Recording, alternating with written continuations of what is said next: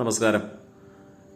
വലിയ നോമ്പ് കാലത്തെ പ്രാർത്ഥനകളിൽ പലവട്ടം ഓർക്കുന്ന പേരാണ് മോശയുടെയും ഏലിയാവിൻ്റെയും. യേശുവിനെ പോലെ 40 ദിനരാത്രങ്ങൾ നോമ്പെടുത്തവർ, യേശുവിനോടൊപ്പം താബോർ മലയിൽ വെളിച്ചത്തിൽ കുളിച്ചു നിന്നവർ, ട്രാൻസ്ഫിഗറേഷൻ ഈവൻറ്റിനെ കുറിച്ചുള്ള സെയിൻറ്റ് ജോൺ ക്രിസോസ്റ്റത്തിൻ്റെ ഹോമിലിയിൽ അതിൽ നിന്ന് ഒരു പാഠം ഇങ്ങനെയുണ്ട്.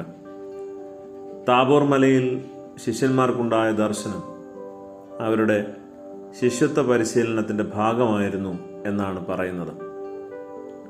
ക്രിസ്തുവിൻ്റെ പിന്നാലെ ശ്രദ്ധയോടെ നടക്കുന്നവർക്ക് എല്ലാവർക്കും വേണ്ടിയുള്ള ഒരു പാഠം. വലിയ നോമ്പ് നോക്കിയിട്ടുള്ള മോശയുടെയും ഏലിയാവിൻ്റെയും ജീവിതത്തിൻ്റെ ആറ്റിറ്റ്യൂഡ് ശ്രദ്ധേയമാണ്. ശരിക്കും നോമ്പെന്ന ഈ ഫോർമേഷൻ പീരീഡിൽ നാം പരിശീലിക്കേണ്ടതും അവ തന്നെയാവണം.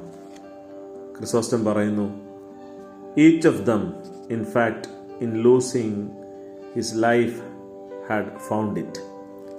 സ്വന്തം ഇഷ്ടങ്ങൾക്കും വാക്കുകൾക്കും പകരം ദൈവഹിതം ആരായുകയും അത് സംസാരിക്കുകയുമാണ് അവർ ചെയ്തത്.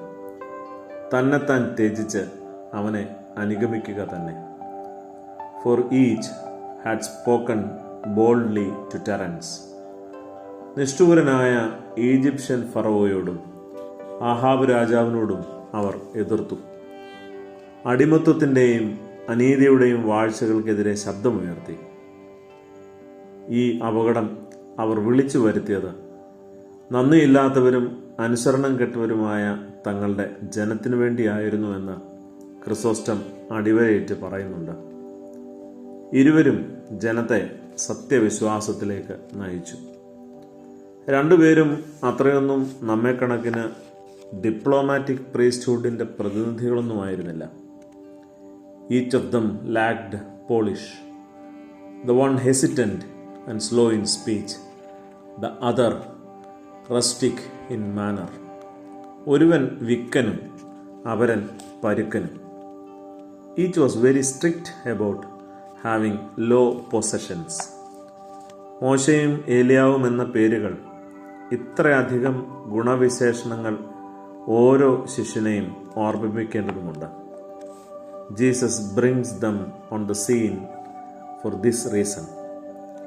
He wanted his disciples to imitate their ability to lead, their energy, their determination to become gentle like Moses, impassioned like Elijah, careful guardian like both of them. ചില കാര്യങ്ങൾ കൂടി ഓർക്കണമെന്ന് ക്രിസോസ്റ്റം പറയുന്നുണ്ട്. എത്രയോ വട്ടം ഇവർ രണ്ടുപേരും ദൈവത്തിനും മനുഷ്യർക്കുമിടയിൽ മധ്യസ്ഥരായി നിന്ന് പ്രാർത്ഥിച്ചവരാണ്. അതിനു പകരം എത്രയോ വട്ടം ജനത്തിൽ നിന്ന് അധിക്ഷേപം കേട്ടവരുമാണ്. എല്ലാറ്റിനുമുപരി മുൻകോപക്കാരൻ, കൊലപാതകി, അഹന്തയുടെ വടിയാൽ പാറയടിച്ചവൻ, ഇങ്ങനെയൊക്കെയാണ് മോശയെങ്കിൽ ഏലിയാവോ നിരാശയുടെ പാരമ്യത്തിൽ ജീവൻ പോയെങ്കിലും നാശിച്ചവനാണ്. നോക്കുക, എത്രമേൽ ദുർബലരാണ് ഈ മനുഷ്യർ.